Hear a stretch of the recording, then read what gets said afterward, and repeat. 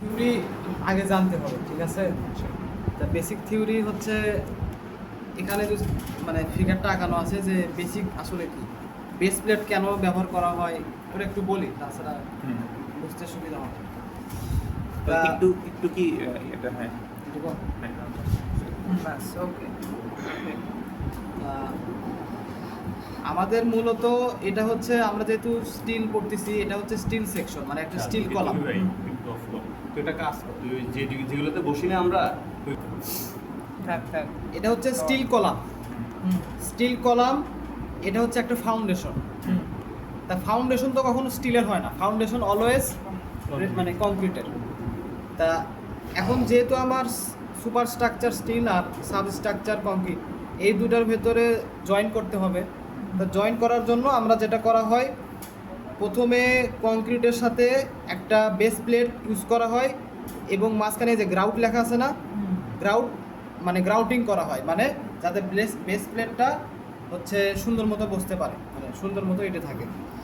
এবং বেস প্লেটের মানে এই জিনিসটা আর হচ্ছে এই কলাম, যেটা কলামের সাথে বেস প্লেটের ওয়েল্ডিং করা হয়, এই যে লেখা আছে ফিলেট ওয়েল্ড, তার মানে কলামের সাথে বেস প্লেটের ওয়েল্ডিং, এটাও আমাদের ডিজাইন করতে হবে।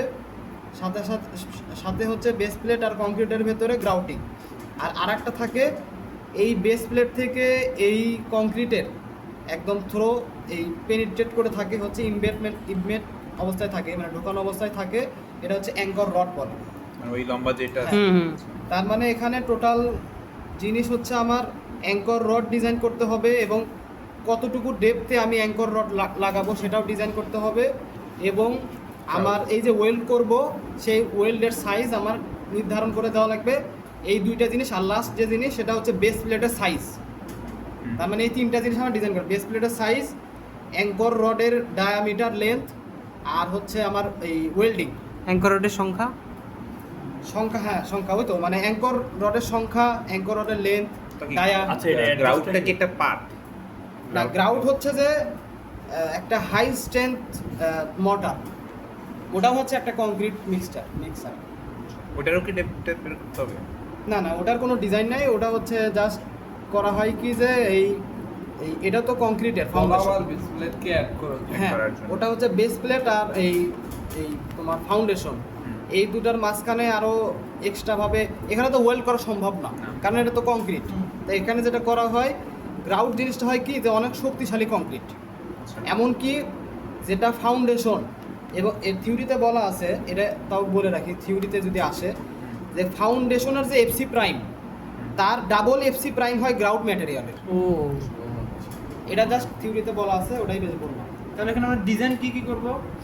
ডিজাইন ওই তিনটা, বেসিক্যালি তিনটাই।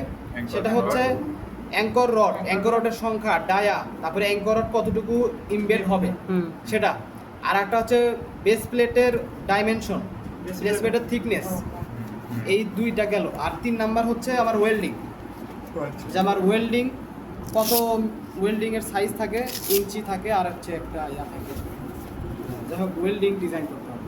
এটা কি পুরো স্টিল কোর্সের বেসিক হচ্ছে এটা, মানে আমরা এই জিনিসগুলো অ্যাচিভ করব টোটাল হ্যাঁ হ্যাঁ, মানে এই চ্যাপ্টারের এই চ্যাপ্টার চ্যাপ্টারে আবার এই পাইলে তা আমি হচ্ছে যেগুলা বললাম ওগুলাই ইংলিশে লেখা আছে, এগুলো আমাদের লাগবে না, ওগুলাই বলা আছে আর কি। আমি সরাসরি হচ্ছে ইয়াতে যাই, এই যে ওটাই বলা আছে যে গ্রাউট ম্যাটেরিয়ালের কম্প্রেসিভ স্ট্রেংথ অ্যাটলিস্ট টুয়াইস হওয়া লাগবে, মানে ওই ফাউন্ডেশন তাও মিনিমাম এটা। মিনিমাম, হ্যাঁ এর চেয়েও বেশি। তো কি এটা ইয়ে করা যায় না, মানে আরো বড় করা যায় না? হ্যাঁ যাই, আগে আমি ডাইরেক্ট ম্যাথেই যাই। এইটা মনে হয় কাটলে মনে হয় তোকে স্ক্রিনটা আরো বড় হয়ে যাবে, ফরম্যাটেড ওটা। ধর আমি হচ্ছে একবারে ম্যাথে যাই, তার আগে হচ্ছে থিওরি কিছু আছে। আমি একটু পজ করে রাখলাম। প্রথম যে ম্যাথটা, সেটার রেসপেক্টে কিছু থিওরি আছে, ঠিক আছে? এই ম্যাথে হচ্ছে আমাদের ম্যাথটা আগে একবার পড়ি। সেটা হচ্ছে যে বলছে যে আমাদের ইয়া দেওয়া, সেকশন দেওয়া আছে এবং এটার হচ্ছে কংক্রিটের ইয়া দেওয়া আছে, যে আমার যে ফাউন্ডেশন, সে ফাউন্ডেশনের সাইজ দেওয়া আছে, সাইজ। হ্যাঁ, আর বলছে যে এফওয়াই এত, এখন বলছে যে আমাকে হচ্ছে determine the base plate land dimension, মানে বেস প্লেটের ডাইমেনশন কত, আর হচ্ছে থিকনেস কত, এই আর হচ্ছে শুধু এই এটা ইনিশিয়াল ম্যাথ তো অত গুরুত্বপূর্ণ হয় না, এরা জাস্ট চাইছে যে বেস প্লেটটা আমার বের করো, যে বেস প্লেটের ডাইমেনশন আর থিকনেস বের করো। ডিজাইন। হ্যাঁ, আর কোনো মানে ওয়েল্ডও চাইনি, আবার ইয়াও চাইনি, ওটা চাই। তা এই ম্যাথটা হচ্ছে, আচ্ছা এখানে তো কি ভাই আমাদেরকে দুইটা প্রসেসই শিখতে হবে, এলআরএফডি আর এএসডি?